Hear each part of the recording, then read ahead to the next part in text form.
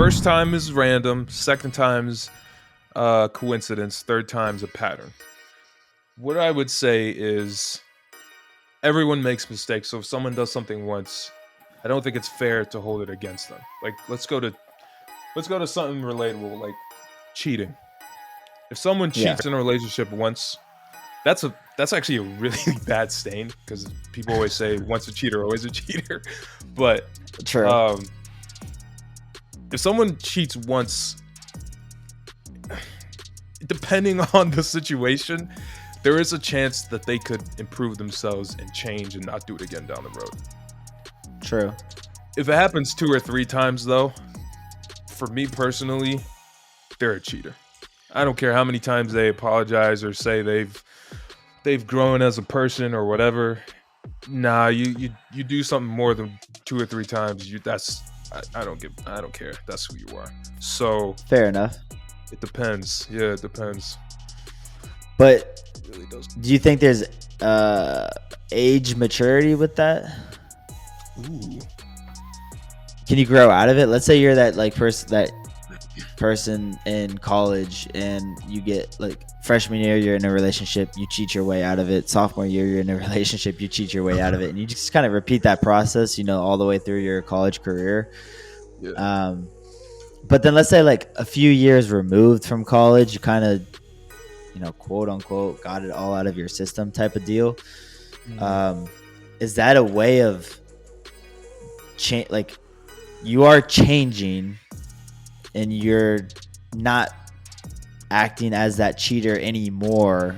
Is that a way of like kind of maturing out of that situation?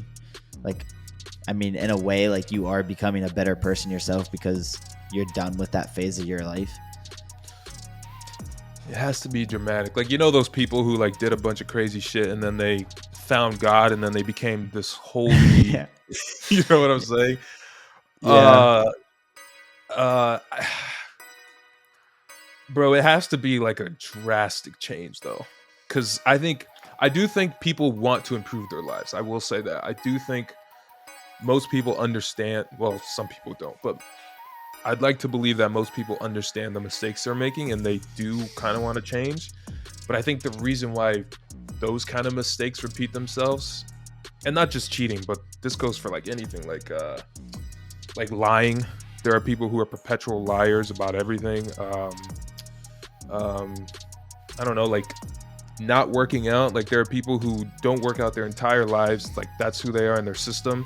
They go on a weight loss program for a year and then they stop and go back to who they were. So like, I do think people try to change, but bro, at a certain age, I wonder if it's just certain habits are just in you. Like unless it's super drastic, there's just certain things that are just in you. I mean, I don't know. That's tough. I like how you said like people try to change.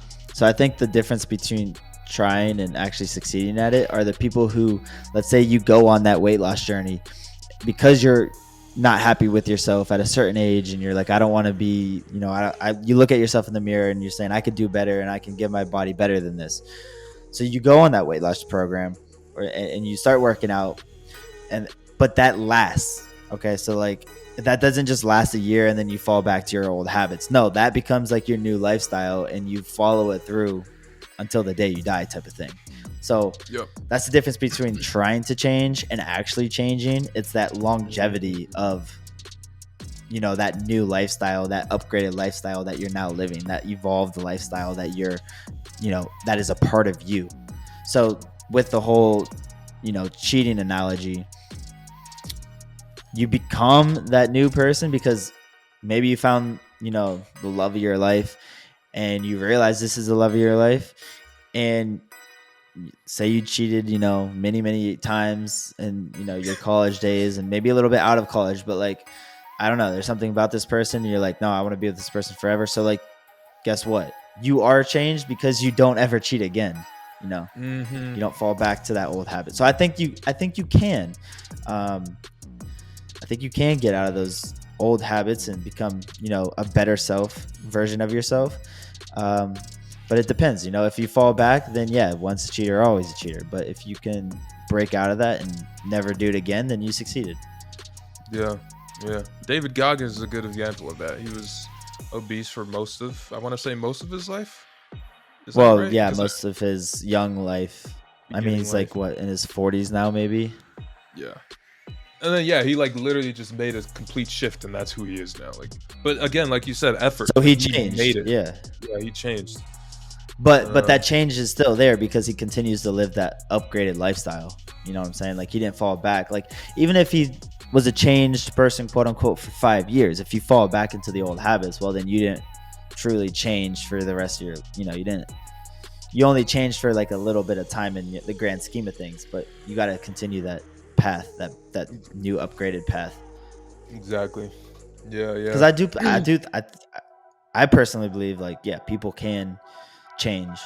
And I know the quote like, yeah, there's that once a cheater, always a cheater, but like even that once a cheater, always a cheater person, like they can change, and as long as they show it for the rest of their life, well then they did it.